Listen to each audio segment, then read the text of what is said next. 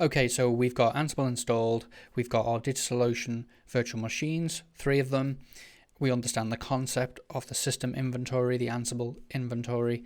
We understand the concept of groups within that inventory and even group variables as well. And we've even looked at nesting groups within other groups. We're not going to take things that far. We're going to keep our inventory file nice and simple, but you're free to experiment on your own, and I encourage you to do that. In this video, we're actually going to look at creating an inventory file in the ini format. So as you can see on screen here, I have 3 IP addresses, and these are the IP addresses for my DigitalOcean temporary virtual machines. Now, technically, that's a valid inventory. Okay, you could actually use that inventory straight away. Okay, we're not going to do that. We're going to create a new file, and I'm going to place those IPs in that file in ini format in specific groups. So I'm going to create a file called inventory.ini. That name, I just made that up. It can be anything. You can call it my super inventory.supercool extension. It's entirely up to you. It doesn't have to be .ini. I just recommend using .ini because then when you open up the file in an editor, it will recognize the format, and you may get syntax highlighting if you have the requisite plugins installed.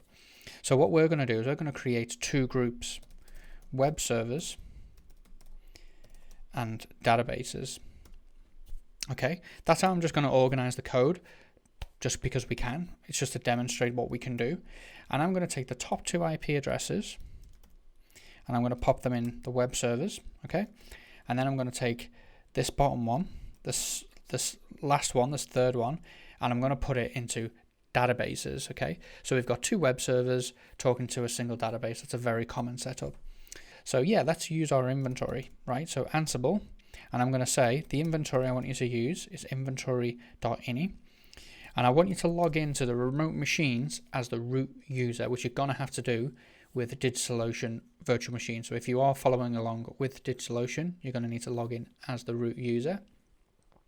And we're going to say, hey, we want you to use the ping module, and we'll look at modules later on, in order to establish a connection to determine that you can actually talk to the box and it is alive. And I want you to talk to everything in the inventory. So the all group is a built-in special group. So if we hit enter now, what we're going to see Ansible do is establish an SSH connection, connect, do a bit of discovery, and then it's going to disconnect again. So there we go. That was very quick. It's come back within a few seconds. It's successfully discovered the Python 3 interpreter, and it's gone ping pong. So it's gone in, done a discovery, and then come back out again. And that is a very, very simple ini inventory file.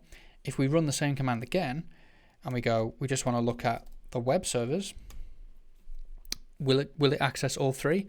No, it'll access just the 2 IP addresses that we placed in the inventory, right? We've got 0.73 and 0.71, and if we go back to our inventory, we can see 0.73 and 0.71.